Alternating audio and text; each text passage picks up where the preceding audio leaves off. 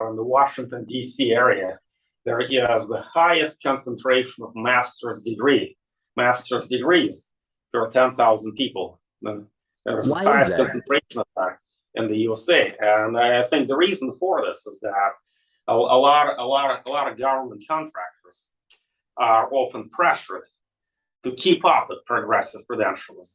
And in many cases, much of the academic work that they're required to do is not at all relevant to their expertise. And then these are the people who could certainly reap the highest benefits from our services. And it's not a coincidence that these are our best clients. They're grateful for us, and we appreciate their support and loyalty. Yeah, makes sense. Makes sense. I never thought about the government contracts being the reason why so many people got masters, but I guess it makes sense. Yeah, free schooling, government contracts. Well, I would say there is a fundamental difference between the private and the public sector in this sense. In the private sector, employers are under immense pressure to maximize profits. And they will often have to settle for the most qualified candidate rather than the best well-educated. For example, my computer programming firms often hire specialists who graduated from a boot camp, which took them 3 to 6 months. They will hire an autodidact, a self-taught programmer. They don't really care what university you attended. What they do care about is whether you can be competent. And there are many ways to skin a cat. You know how Deng Xiaoping of China famously said, it doesn't matter what color the cat is, as long as it catches mice.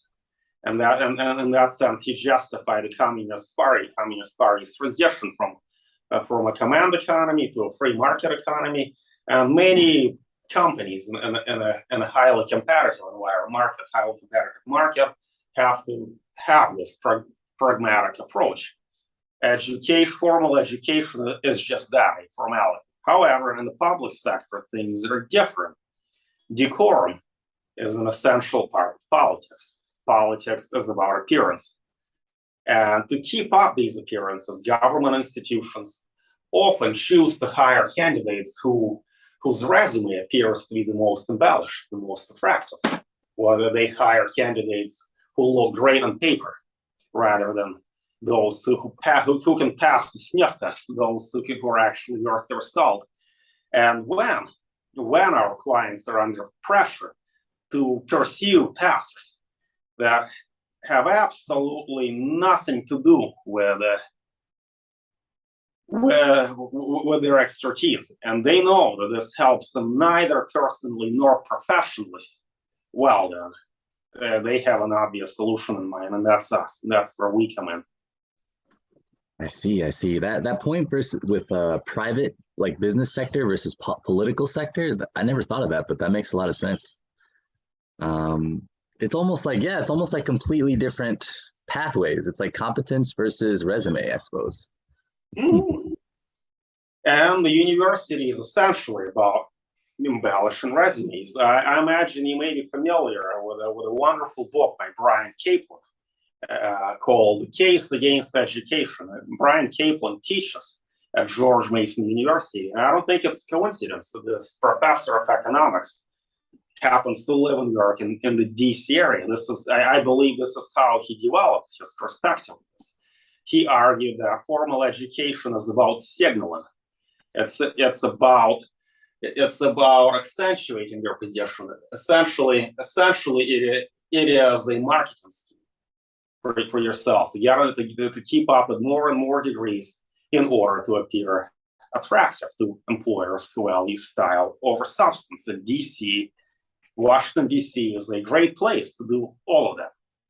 So the metaphor that Kaplan used that I still can't forget is that getting a university degree is like standing up in a crowded movie theater when everybody else is standing up. So imagine if you live in DC, you have no choice, and you see that a lot of your colleagues who are not quite as bright or as dedicated as you are getting degree after degree after degree. What are you going to do? Are you also going to stand up and posture? You may have to do that in order to see the movie. Or you can remain seated and assert that you're just as smart as they are. Well, guess what? you're going to get passed up for candidates who are possibly less competent, but more visible, more immediately attractive to employers. Right. Okay, so Are you familiar with that book? well, what was the name of the book again? I'm sorry. Education. The Case Against Education by Brian Caplan. I have heard of the book. I have not read it, but I have heard of it. Yes.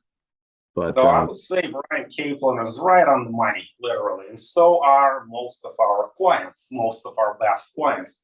They're on the money because they keep on taking out federal loans, student loans, in order to finance their fight against progressive credentialism.